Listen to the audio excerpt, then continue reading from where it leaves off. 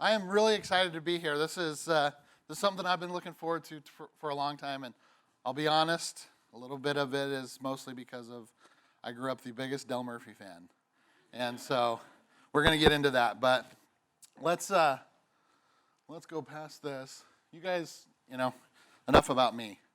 I want to jump right into Evergreen Content, and that's what the focus of this whole conference is going to be today. And you're going to learn from some amazing speakers, and I really look forward to this. And it worked out perfect because earlier in the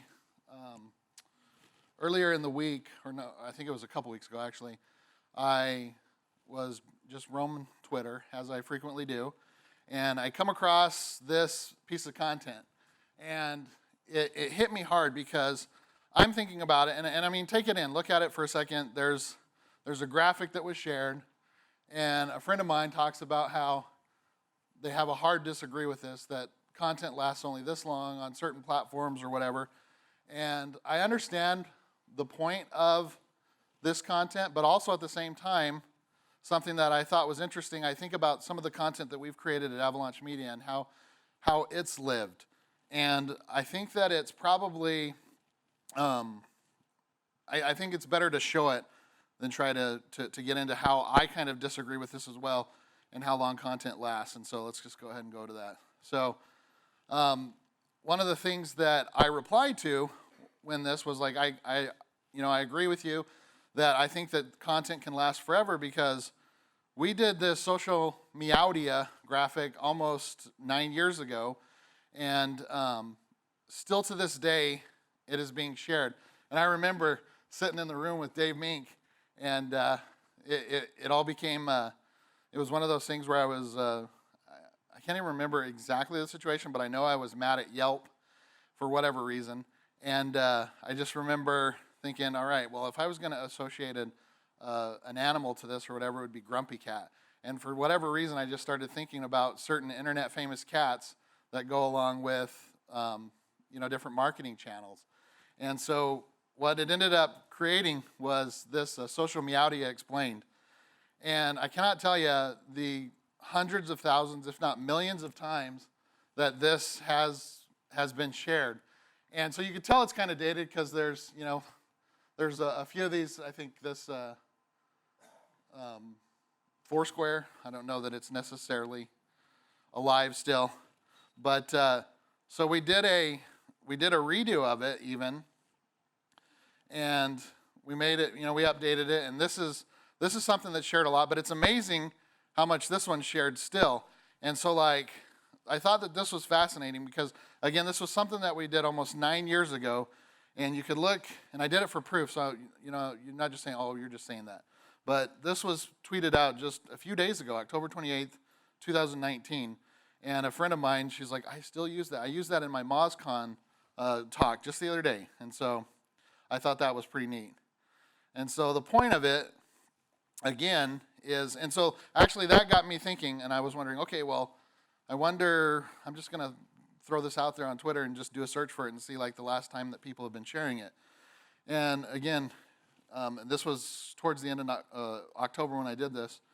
And so there was someone that had shared it the 15th, the 7th, and then September 19th. So it's something that, and if I was continuing to share the dates that people shared, it goes back. I mean, it just keeps being shared and shared and shared. And you can do searches on Google, of course, and see how it's everywhere. And so that got me thinking. So again, going back to this slide, when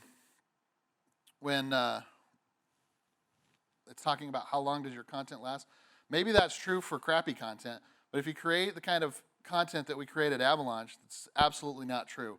It lasts, and that's the thing that we're talking about today. We're going to be talking about how to create this really rich evergreen type content. So again, yeah, that was over 8 years ago, but I want to give a hand to these people too in kicking this out. Everyone that's on this slide, stand up for us, and let's give them a huge round of applause. Come on, come on, come on, come on.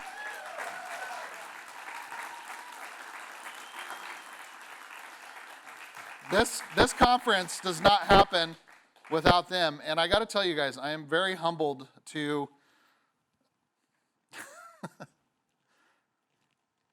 what am I doing? Getting all emotional. All right. What do I got to think of to not be emotional? Help me out. Dan? Cats. Okay, thank you, baseball. So I just think about where we started. I remember Dave, Andy, and myself just it was in my house, and we were forming this little company. And just where it's grown, that's to you guys. That's to this team. So thank you, guys.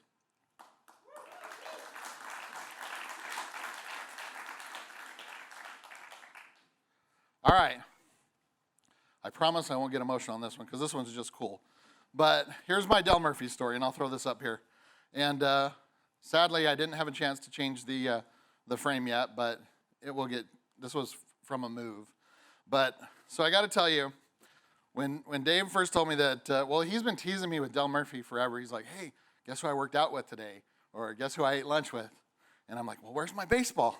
And so for years now, he's been teasing me that he's like so close to Del Murphy. And then, because I grew up a huge Atlanta Brave fan and Del Murphy fan mostly because growing up I had one of those TVs that had the 13, I'm dating myself, but the 13 push buttons.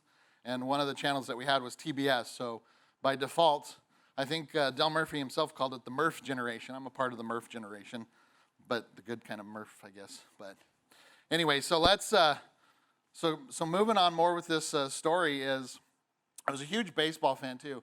And I subscribed to the Beckett magazine where it grades baseball cards. And there was also this section in there where it said you could snail mail your favorite players.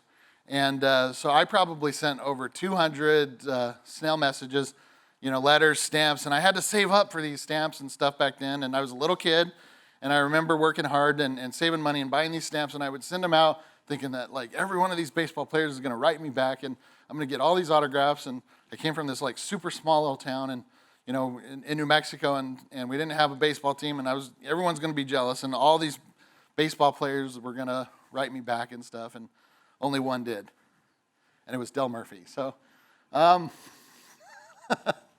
that's why he's got a special place in my heart. So, all right, I told you I wouldn't cry. So let's talk about today's presenters. And so everyone that's going to be presenting today, I don't have time to get into all of you guys, but these are going to be the people that you're learning from, and I'm really excited to hear from them as well. I had a really great opportunity to get to know Adam a little bit better last night in our Uber ride, and it's going to be a phenomenal presentation as well. I can't wait to hear that as well. So let's get this party started. Kyle, where you at?